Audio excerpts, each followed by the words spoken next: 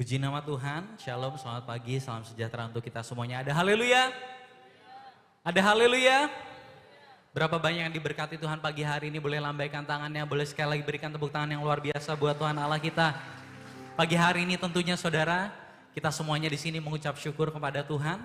Semua hanya karena kemurahan Tuhan yang luar biasa besar dalam kehidupan kita, amin saudara. Kita bisa menikmati pribadi Tuhan lewat pujian penyembahan itu benar-benar kemurahan Tuhan yang luar biasa dalam setiap kehidupan kita. Dan pagi hari ini saudara saya rindu, saya mau mengajak kita semua, mari kita mau fokuskan hati dan pikiran kita mau belajar kebenaran firman Tuhan. Nah setelah beberapa minggu kita ada sedikit jeda saudara ya, Paskah, Jumat Agung.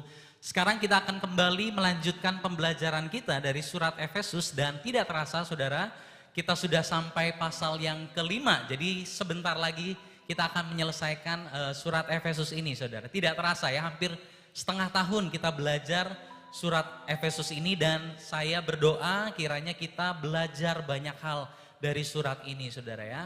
Nah judul pagi hari ini adalah berhala hati dan kuasa Injil. Boleh katakan sama-sama 2, 3.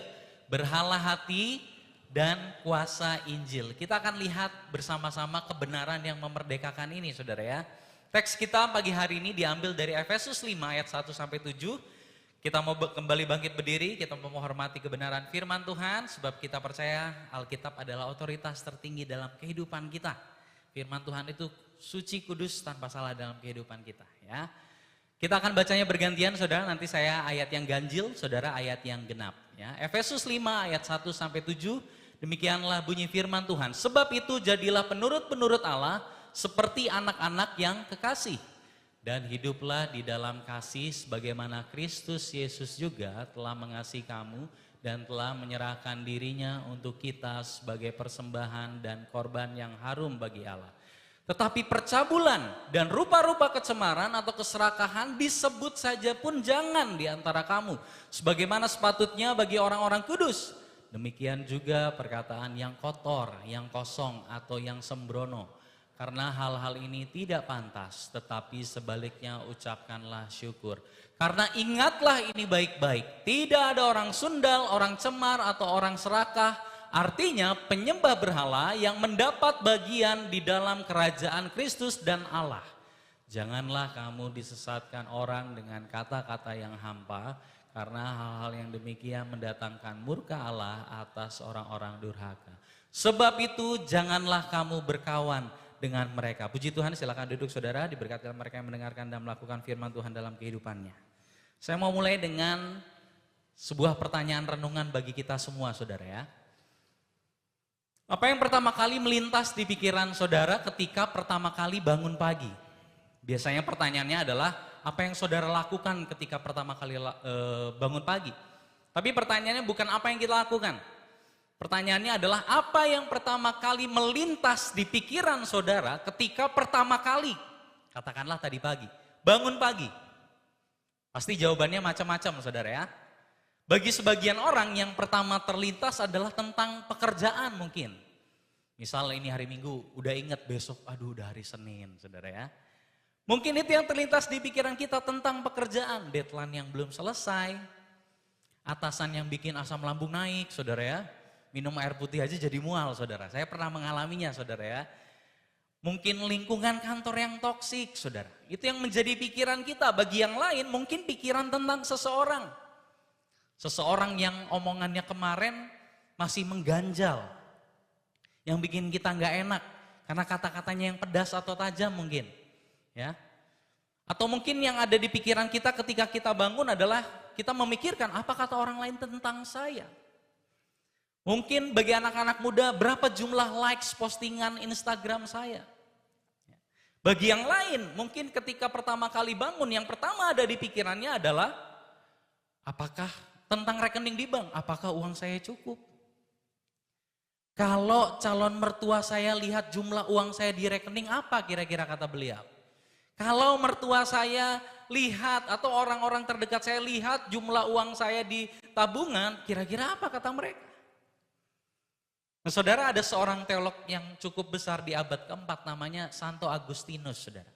Dia pernah mengatakan hal yang menarik. Dia bilang begini, hati kami gelisah ya Tuhan, sampai dia beristirahat di dalam Engkau. Hati kami akan terus gelisah sampai dia menemukan tempat istirahatnya di dalam Kristus. Nah saudara, perkataan ini tidak dia buat untuk dikutip. Karena dia tahu quotes-nya akan viral saudara. Beberapa ribuan tahun kemudian dia hidup sekitar abad kedua, ketiga. Ya. Karena dia tahu, oh nanti kutipannya akan viral, akan dipakai banyak pengkhotbah, maka saya mau nulis ini. Tidak. Perkataan ini lahir dari pengalaman pribadinya sendiri, saudara. Jadi dia menulis kata-kata ini setelah bertahun-tahun mencari ketenangan di tempat yang salah.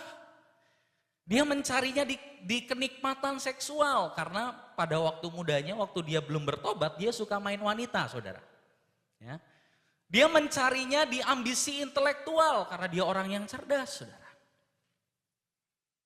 Tapi menariknya, saudara, Santo Agustinus ini dia tidak sedang merasa menyembah berhala, saudara. Yang dia rasakan adalah ya dia sedang mencari hal-hal yang baik dalam kehidupan ini. Dia mencari keintiman, dia mencari makna hidup, dia mencari keberhasilan. Dia mencari hal-hal yang menurut manusia wajar untuk dikejar dalam kehidupan ini. Jadi dia tidak merasa sedang tidak menuhankan Tuhan dan menyembah berhala, saudara. Tidak. Dia merasa ya ini normal-normal aja kalau manusia mengejar hal-hal itu, saudara. Saya perhatikan, disitulah berhala begitu berbahaya, saudara. Kalau seandainya pagi hari ini kita ditanya satu-satu, saudara ya. Misal saya tanya sama saudara satu-satu. Apakah saudara sedang menyembah berhala? Jawabannya pasti tidak ada orang yang akan ngomong, iya saya sedang menyembah berhala. Oh iya saya sedang menyembah uang, gak akan ada saudara. Kita pasti bilangnya ya saya menyembah Tuhan. Jawabannya pasti tidak saudara. Berhala seringkali tidak datang dengan wajah yang tidak datang dengan wajah yang buruk. Tidak datang dengan wajah yang jahat saudara. Berhala seringkali datang dengan wajah yang baik. Yang menawarkan apa yang kita mau. Tapi menukarkannya dengan kita meninggalkan Tuhan. Dia datang dalam wujud sesuatu yang manusia normalnya butuhkan. Dia datang dalam wujud sesuatu yang pantas untuk kita kejar, saudara. Yang kalau kita cerita sama orang tentang apa yang sedang kita kejar, maka orang itu akan berkata, oh bagus itu, kita memang perlu kejar hal itu. Semua orang juga pasti sama. Oh ya saya sedang mengejar hal ini dalam kehidupan saya. Oh ya saya pokoknya ingin membuktikan sama semua orang kalau saya itu bisa, yang meremehkan saya. Dan orang itu akan berkata, oh ya bagus kamu harus kayak gitu. Semua orang juga kayak gitu. Itu berbahayanya berhala, saudara. Dan Paulus tahu hal ini. Itulah sebabnya saudara di pasal 5 ini sebenarnya Paulus tidak hanya sedang menulis daftar larangan atau dosa. Tapi sebenarnya Rasul Paulus sedang menyingkapkan berhala yang ada di hati kita. Setiap perilaku dosa yang muncul dalam kehidupan kita hanyalah manifestasi dari dosa yang jauh lebih dalam yang ada di dalam hati kita, saudara. Nah, sebelum kita masuk ke poin-poinnya, saudara, ada 3. Saya mau kita lihat latar belakang kota Efesus dulu seperti apa. Supaya kita mengerti kenapa Paulus menulis seperti apa yang dia tulis tadi, saudara.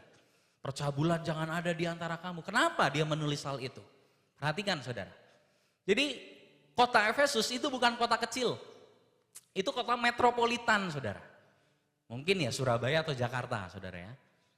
Nah kalau udah kebayang Jakarta, saudara, pasti kota itu terdiri dari banyak orang, banyak pendatang.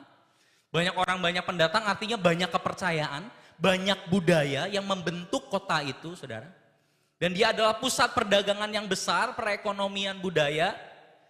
Dan menariknya, saudara, di tengah kota itu berdiri satu bangunan yang masuk ke dalam 7 keajaiban dunia kuno, yaitu apa? Kuil Artemis. Dan saudara tahu kuil Artemis itu bukan hanya sekedar tempat ibadah. Kuil ini adalah pusat ekonomi, pusat budaya, dan perhatikan ini adalah pusat dari praktek pelacuran yang dibalut keagamaan, saudara. Jadi itu konteksnya. Jadi di kota Efesus, saudara, seks di luar nikah bukan hanya diperbolehkan, tapi disakralisasi. Artinya gini, waktu ada orang melakukan seks bebas di kuil itu, saudara ya, terang-terangan orang akan bilang, oh dia sedang beribadah.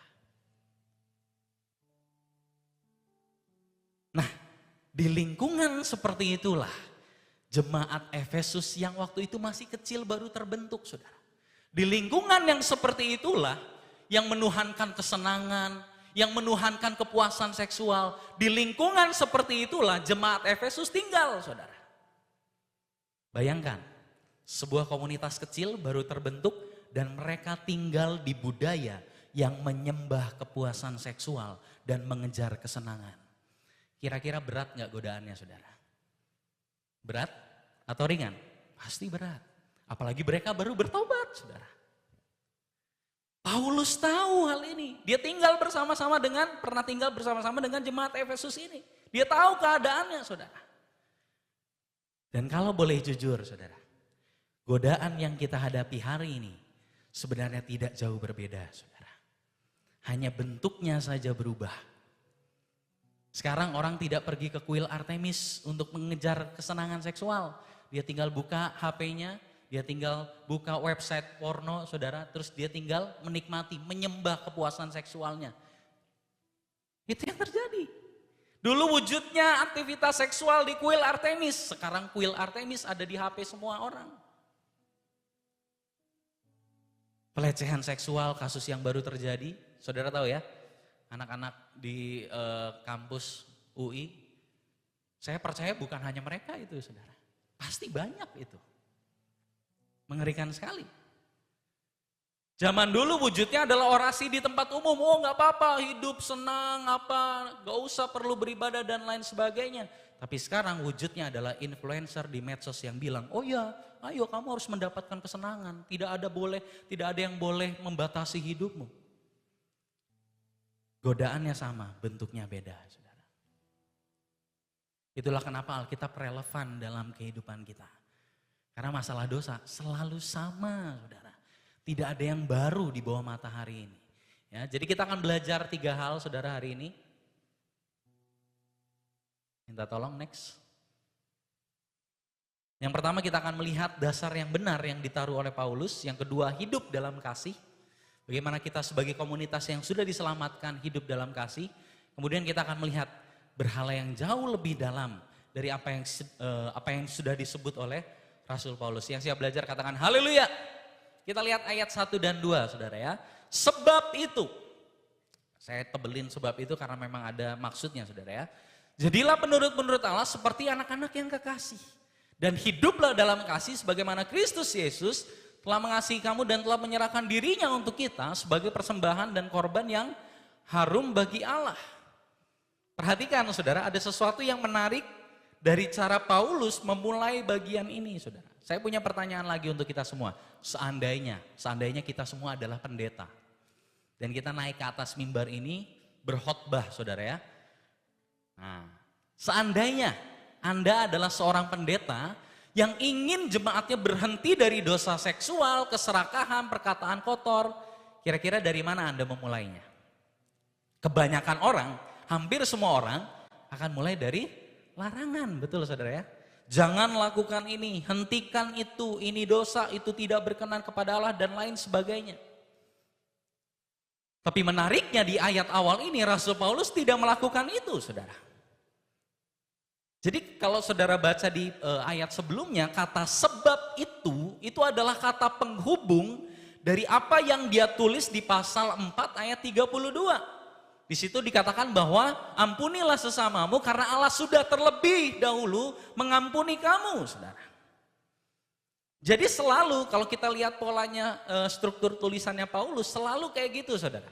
Ya, kamu sudah diampuni, kamu sudah dikasihi, kamu adalah anak-anak Allah, kamu sudah dibawa dari gelap kepada terang. Karena itu hiduplah demikian.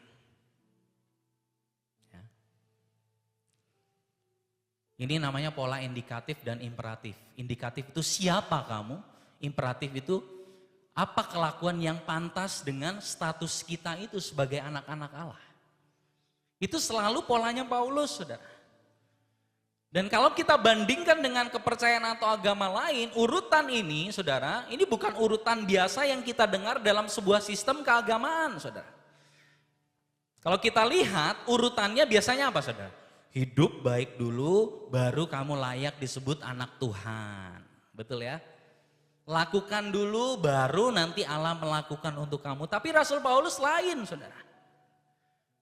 Kamu sudah dikasihi. Kamu sudah diselamatkan, kamu sudah dikenakan oleh kebenaran Kristus. Kamu adalah anak terang, kamu garam dunia, kamu terang dunia.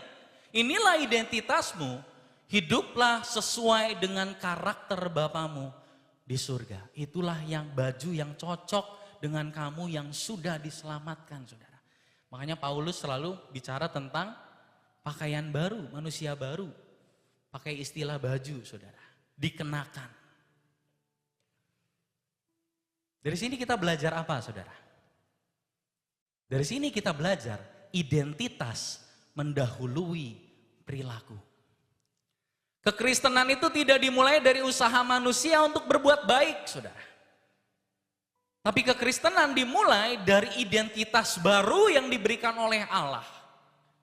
Sampai sini ada amin, saudara? Kita sudah punya identitas yang baru di dalam Tuhan. Saudara adalah anak terang, anak Allah.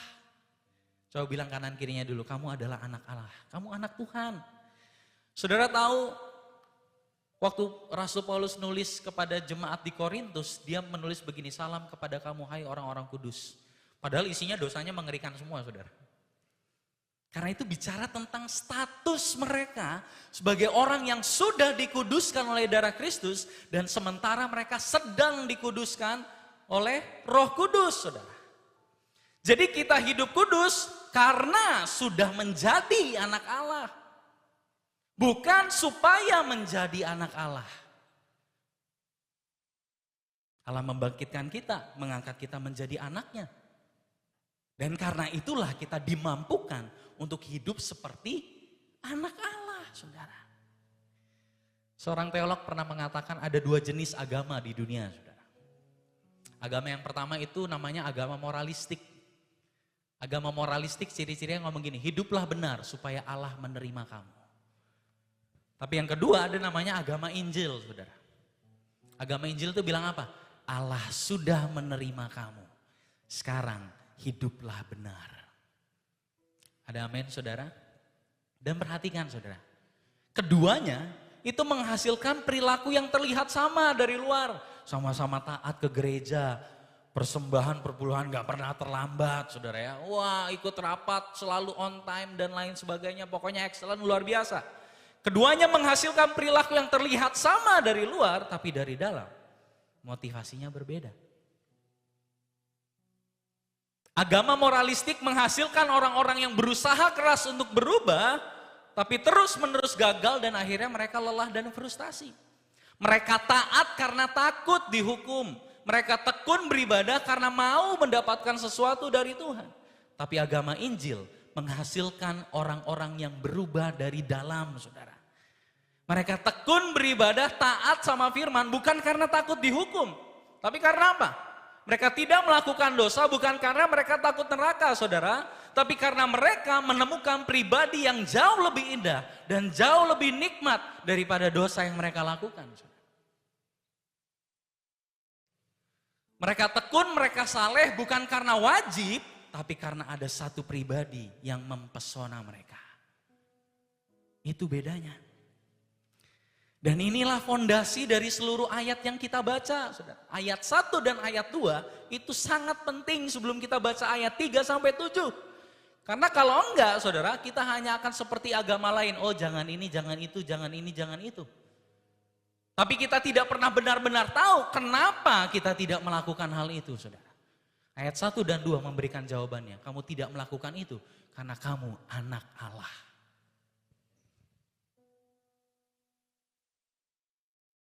Dan ini adalah pola yang sering digunakan oleh Rasul Paulus. Siapa kita mempengaruhi apa yang kita lakukan, saudara. Jadi tanpa kita membaca ayat 1 dan 2 dan kita diyakinkan bahwa Yesus sudah mengasihi saya sudah diangkat menjadi anaknya, saudara. Ayat 3 sampai 7 hanyalah seperti larangan-larangan yang kita taati, tapi hati kita tidak benar-benar berubah, saudara. Ya. Itu poin yang pertama. Itu dasar yang diletakkan oleh Rasul Paulus. Supaya kita semua tahu kenapa orang Kristen berbuat baik, saudara. Bukan karena kita ingin supaya selamat, pahalanya banyak, nanti waktu di surga ditimbang lebih banyak yang baik, saudara. Bukan. Kita berbuat baik karena Tuhan Yesus sudah lebih dahulu menyelamatkan saya. Ada amin, saudara? Kan kita udah belajar ya.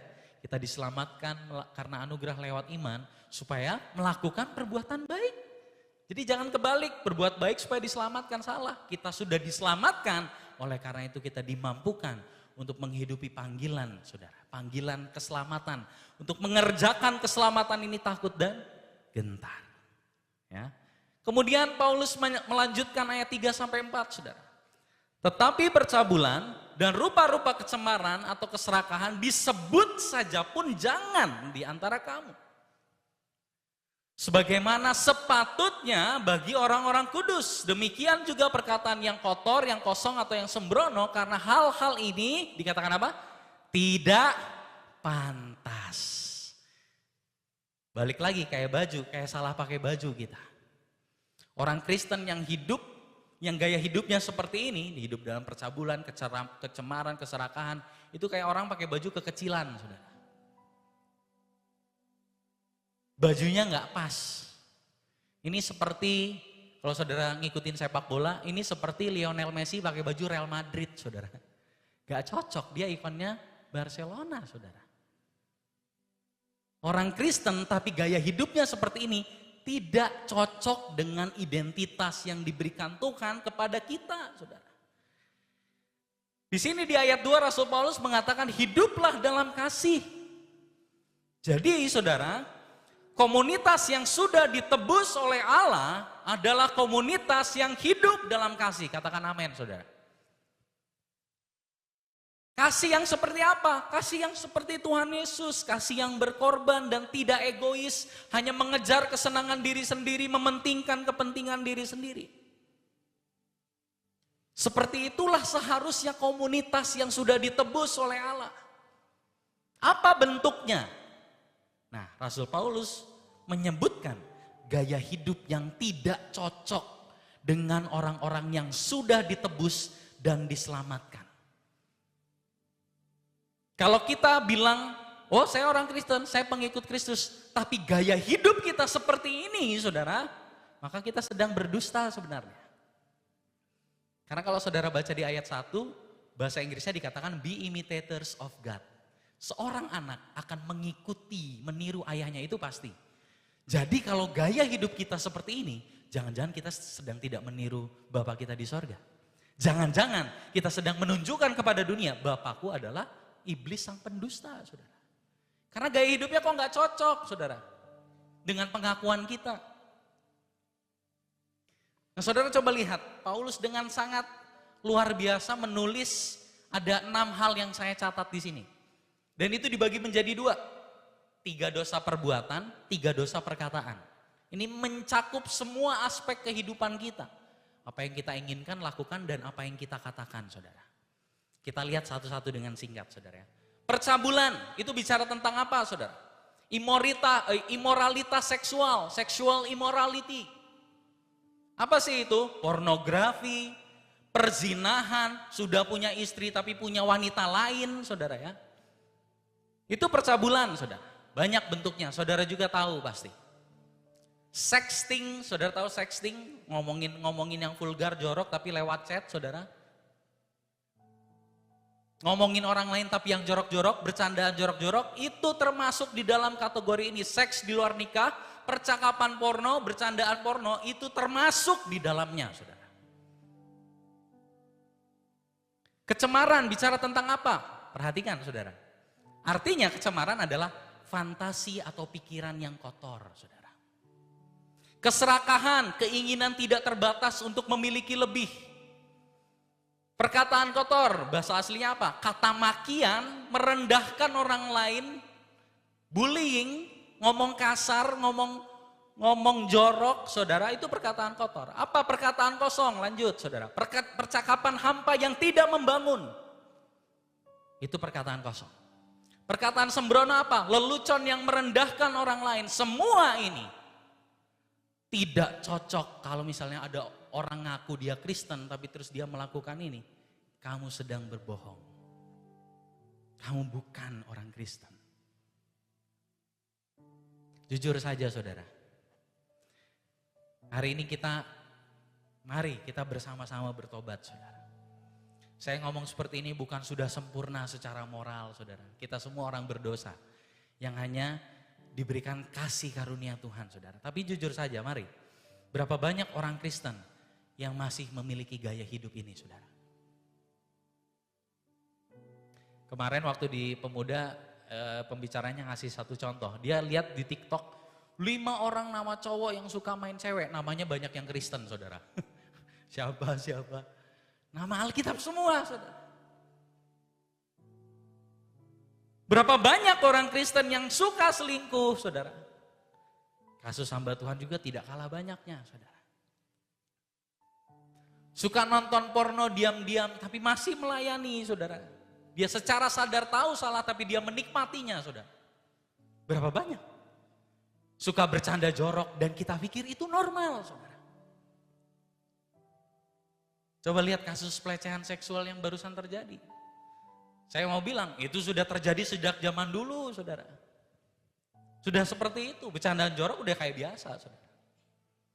Kita menormalisasi hal-hal yang jahat di mata Tuhan, saudara.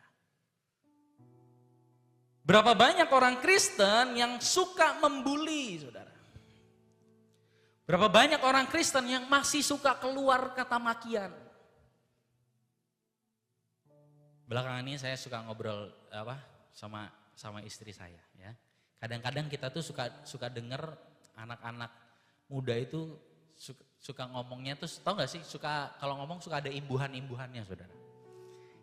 Imbuhan-imbuhan gaul, tapi yang itu tuh kasar sebenarnya. Saya kasih contohnya ya, saya bukan ngomong kasar. Jir, anjay. Saya sama istri saya ngobrol, kita sangat sedih sekali. Itu anak-anak Tuhan, saudara. Kalau ngomong tuh ada imbuhannya bangke. Sorry, saudara ya. CIK, CUK, saudara. Banyak. Dan itu anak-anak Tuhan, saudara. Kita hampir tidak ada bedanya dengan orang-orang dunia, saudara. Ini menyedihkan sekali, saudara. Ini wake up call buat kita semua yang katanya Kristen, pengikut Kristus, tapi kenapa gaya hidupnya sama persis dengan orang-orang dunia, saudara. Suka ngerendahin orang. Saya mau kasih pesan untuk youth dan teens di tempat ini, saudara.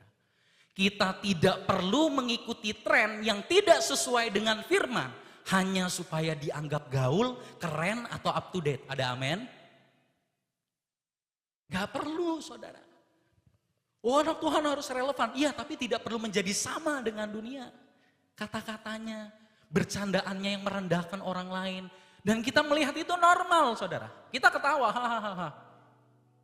Menyedihkan sekali, saudara. Berapa banyak orang Kristen yang menjadikan kekurangan fisik atau mental sebagai bercandaan.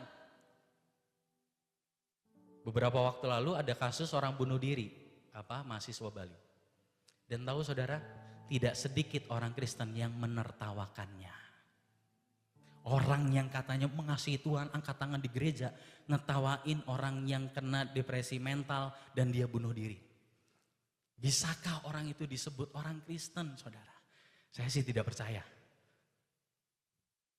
Berapa banyak orang Kristen yang serakah, menghalalkan segala macam cara, tapi kita melabelinya dengan kata ambisi, cita-cita, mimpi.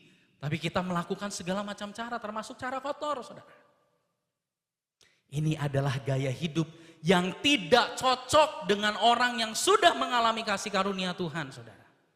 Bahkan kalau kita baca di ayat yang ketiga, saudara, di situ Paulus katakan begini, jangankan dilakukan, disebut pun harusnya jangan, saudara.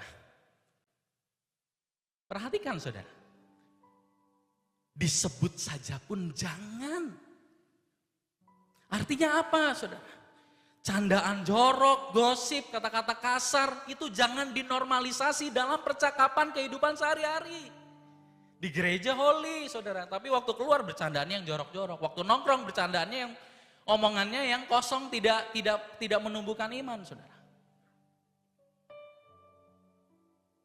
Dan itu mencederai kasih di antara sesama komunitas orang percaya. Orang-orang yang melakukan ini sedang menghancurkan komunitasnya yang Tuhan Yesus bayar dengan darahnya sendiri, saudara. Untuk dia bisa mengumpulkan kita menjadi satu di dalam Tuhan, dia mati di atas kayu salib. Tapi kita menghancurkannya dengan gaya hidup yang tidak sesuai dengan identitas kita, saudara. Kita suka lupa kalau kita itu sudah ditebus oleh Kristus. Mari saudara, jangan melakukan hal yang tidak berpadanan dengan status baru kita. Bahkan kita suka menormalisasi hal-hal ini. Dan kita menganggap hal ini sepele, saudara. Ini tidak sepele. Ini serius. Ketika kita memperlihatkan pola hidup yang seperti ini, kita sebenarnya sedang menunjukkan siapa Bapa kita yang sebenarnya. Mari kita lihat betapa seriusnya hal ini. Dan ini bukan omongan saya, saudara. Tapi ini perkataan Paulus. Jadi kalau kita mau protes, proteslah sama Paulus, saudara ya. Perhatikan, ingatlah hal ini baik-baik. Tidak ada orang sundal, orang cemar, orang serakah, artinya penyembah berhala yang mendapat bagian dalam kerajaan Kristus dan Allah. Tidak ada, saudara. Paulus sampai mengatakan ingat ini baik-baik. Tidak ada. Kalau kita hidup dalam gaya hidup dosa seperti ini dan tidak mau bertobat, saudara, tidak ada orang yang melakukan hal itu semua, mendapat bagian dalam kerajaan Allah. Artinya apa? Jangan pernah berpikir mereka yang punya simpanan, bukan deposito dan tabungan, saudara ya. Tahu maksudnya simpanan apa ya? Peliharaan, saudara. Jangan pernah berpikir mereka yang punya simpanan, saudara, udah punya istri, udah punya suami sah, tapi masih pergi dengan yang lain, saudara. Jangan pernah berpikir mereka bisa masuk ke dalam kerajaan sorga. Silakan mau ke gereja, mau pelayanan, mau nyumbang gereja, mau puluhan miliar, triliunan. Tidak akan masuk ke dalam kerajaan Allah kecuali dia bertobat, saudara.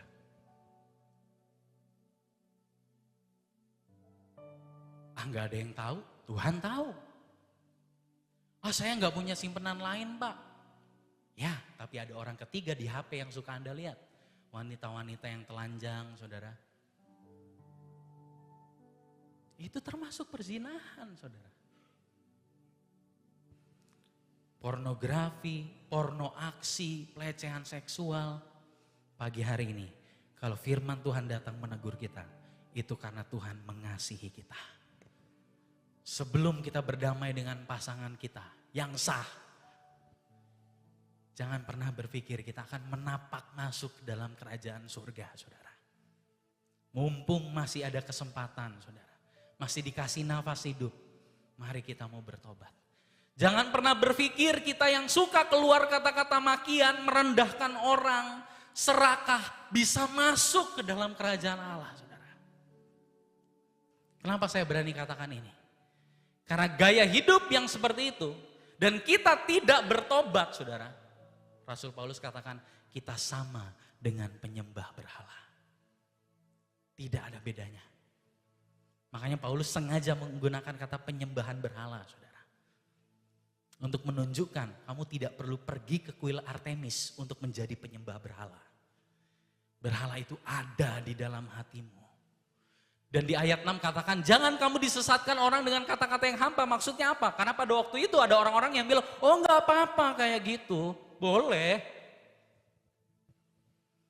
Dan sekarang juga ada, oh boleh kamu orang Kristen dan hidup dalam dosa, tenang aja, Tuhan mengampuni. Itu kata-kata hampa, yang kosong, saudara. Jangan kamu ditipu dengan kata-kata yang seperti itu, saudara.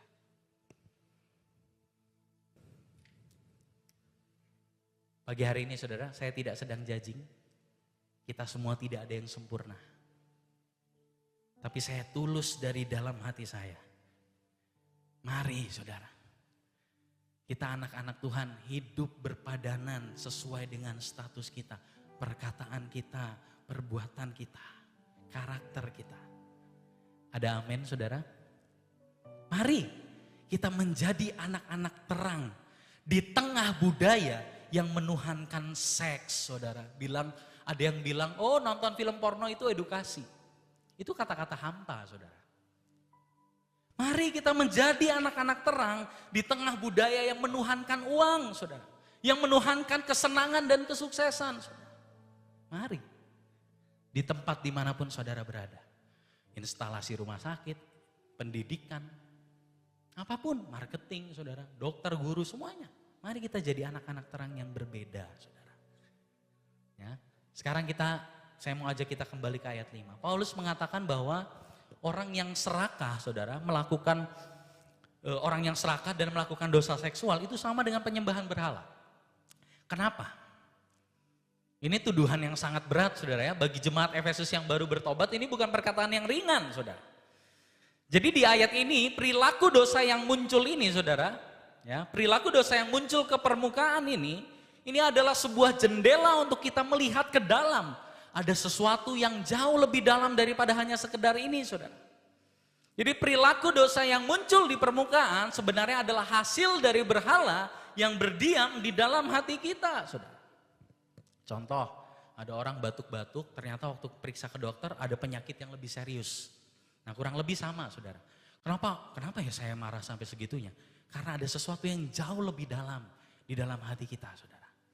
Berhala apa yang dilayani oleh orang yang mengejar kepuasan seksual? Banyak saudara. Beberapa orang merasa dicintai dan diterima ketika ada kedekatan seksual. Ada yang seperti itu saudara. Beberapa wawancara mengatakan, oh iya saya dari kecil tidak pernah dipeluk sama papa saya. Hati-hati saudara yang punya anak perempuan. Dia akan mencari cinta kemana-mana saudara. Karena tidak dapat pemenuhan dari kedua orang tuanya. Dia mencari penerimaan sebenarnya. Sebenarnya bukan hanya masalah kepuasan seksual. Tapi ada sesuatu yang jauh lebih dalam hatinya. Dia haus kasih sayang sebenarnya saudara. Ya. Beberapa orang merasa berharga kalau jadi pusat perhatian. Makanya bajunya kebuka di mana-mana. Karena dia senang diperhatikan. Kenapa? Balik lagi. Karena dia mencari penerimaan dan cinta. Apa yang bisa diberikan oleh Allah? Mereka mencarinya di kepuasan seksual. Berhala apa yang dilayani oleh orang yang hidup dalam keserakahan? Orang yang serakah seringkali berhala yang dilayaninya adalah rasa aman. Oh kalau saya punya aset ini, aset itu saya aman, saya dihormati. Makanya dia melakukan cara apapun untuk bisa dapat banyak. Karena bagi dia kalau saya dapat banyak, saya aman, saya dihormati. Tapi setelah punya 1 miliar saudara, dia kembali merasa tidak aman. Jadi ini bukan soal jumlah sebenarnya. Tapi soal berhala dalam hati yang tidak pernah dipuaskan. Ada orang yang suka ngomong kotor dan merendahkan orang lain. Kenapa? Karena dia butuh validasi. Dia merasa dianggap kalau bercandaannya merendahkan orang lain, ada orang lain ketawa, dia seneng. Karena dia merasa berharga, saudara. Kalau aku bisa bikin lelucon dengan cara merendahkan orang lain, aku merasa diterima. Aku merasa superior. Ada yang seperti itu, saudara. Mari kita lihat betapa seriusnya hal ini, saudara. Dan tidak heran kenapa Paulus mengatakan ini membuat Allah murka. Beberapa orang bermasalah dengan statement Allah murka. Saya tidak masalah saudara. Karena Allah yang mengasihi harus murka terhadap dosa. Murka di sini jangan saudara bayangin orang yang ngamuk nggak jelas gitu saudara ya. Bukan, ini holy kemarahan yang kudus yang tidak ada dosa saudara. Sekarang pertanyaannya, bagaimana kita bisa berubah saudara? Hampir semua agama menggunakan larangan, hentikan ini, hentikan itu. Tapi Paulus tidak memulainya dari sana. Dia mulai dari identitas, kamu adalah anak yang dikasihi. Kamu sudah diterima, kamu berharga di mata Tuhan. Hiduplah demikian. Salah seorang teolog Puritan saudara namanya Jonathan Edwards. Pendeta masih muda sekali saudara, di abad berapa saya lupa, tahun 19. tahun abad 19-18, dia pernah mengatakan begini, perubahan perilaku sejati hanya terjadi ketika ada perubahan dalam apa yang paling kita cintai dan paling kita inginkan. Dan perubahan keinginan hanya terjadi ketika kita melihat sesuatu yang lebih indah dari berhala kita. Kenapa kita jatuh dalam penyembahan berhala? Karena kita tidak percaya Tuhan bisa memenuhi apa yang kita inginkan, saudara. Saya pengen cinta, saya nyarinya di kepuasan seks ini dan lain sebagainya. Karena saya tidak percaya Tuhan bisa memuaskan saya dengan cintanya. Itu kebohongan berhala, saudara. Inilah kenapa di ayat 2 Rasul Paulus menulis, Kristus Yesus juga telah mengasihi kamu. Paulus tidak sedang hanya berretorika kosong belaka, saudara. Ini bukan hanya kasih yang harus kita contoh dan tiru, tapi ini adalah sebuah realitas dan fakta yang akan membuat kehidupan kita berbeda. Jadi Rasul Paulus ingin mengatakan, ingatlah apa yang Kristus sudah lakukan untuk kamu. Ada amin, saudara? Semua hal yang kamu kerjar melalui berhala hatimu sebenarnya sudah tuntas di atas kayu salib. Rasa berhargamu, rasa kamu ingin dicintai, diterima, sudah dipenuhi oleh Tuhan di atas kayu salib. Dan ketika kita benar-benar menyadari bahwa kita diterima, dikasihi Tuhan, perhatikan saudara, perlahan dosa akan kehilangan kuasanya. Kenapa? Karena kita menemukan sesuatu yang jauh lebih memuaskan dari dosa. Kita berhenti berdosa bukan karena kita terpaksa tidak berdosa lagi. Tapi karena kita menemukan sesuatu yang jauh lebih nikmat dari dosa itu sendiri. Yaitu Kristus. Ada amin, saudara? Sebagai penutup, mari kita renungkan hal ini, saudara. Mari kita pikirkan berhala kita sejenak. Setiap orang punya berhalanya masing-masing. Kita mencari penerimaan dari manusia, saudara. Kita berlari ke sana ke sini berusaha mengubah, menutupi kekurangan kita. Kenapa? Karena kita takut ditolak. Kita takut kalau orang tahu siapa kita sebenarnya, mereka akan pergi. Tapi perhatikan ini, di kayu salib, Kristus menanggung penolakan yang paling mengerikan, paling dalam yang pernah ada di dalam sejarah alam semesta. Dia berteriak, Allahku mengapa engkau meninggalkan aku? Dia ditinggalkan dalam kegelapan total, sendirian di atas kayu salib, saudara. Supaya apa? Supaya kita tidak perlu menanggung penolakan itu, saudara. Supaya kita bisa mendengar kata-kata dari Bapa kepada Kristus, engkaulah anakku yang kukasihi. Dan di atas kayu salib itu, Kristus ditolak Bapanya. Supaya apa? Supaya Bapa bisa berkata kepada kita, kamu anak yang aku kasihi. Kita mencari keamanan dalam harta, dalam jabatan, dalam jaminan dunia, saudara. Karena kita takut kalau semuanya runtuh, kita tidak akan punya apa-apa. Kita menumpuk, menimbun, kita merencanakan, kita menggenggam, kalau diambil kita marah, saudara. Karena ada di dalam hati kita suara yang berkata, kalau ini semua hilang, hidupmu pasti hancur. Tapi Kristus yang paling kaya, rela menjadi miskin, saudara. Dia melepaskan semuanya, karena dia melihat kita jauh lebih berharga daripada kemuliaan itu sendiri, saudara. Kalau dia rela melakukan itu untuk kita, saudara.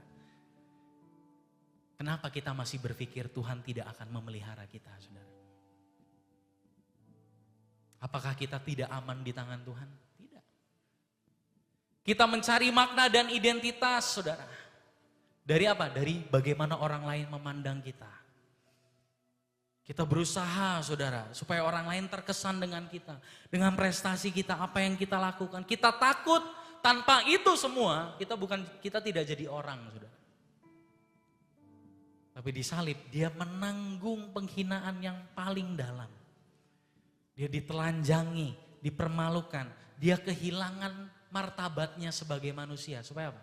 Supaya martabat kita dipulihkan. Kita tidak perlu lagi mencari rasa berharga dari income kita, dari pekerjaan kita. Karena semuanya sudah dipulihkan di atas kayu salib. Ada amin saudara?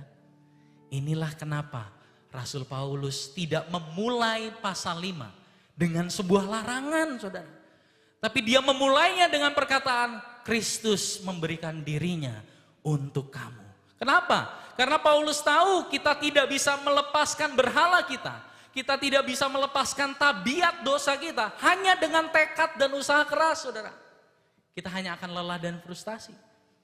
Kita hanya akan bisa melepaskan semua itu, tabiat dosa dan berhala kita, ketika kita menemukan sesuatu yang jauh lebih indah, jauh lebih nyata, jauh lebih memuaskan, dan jauh lebih mulia daripada semua yang dijanjikan oleh berhala-berhala itu.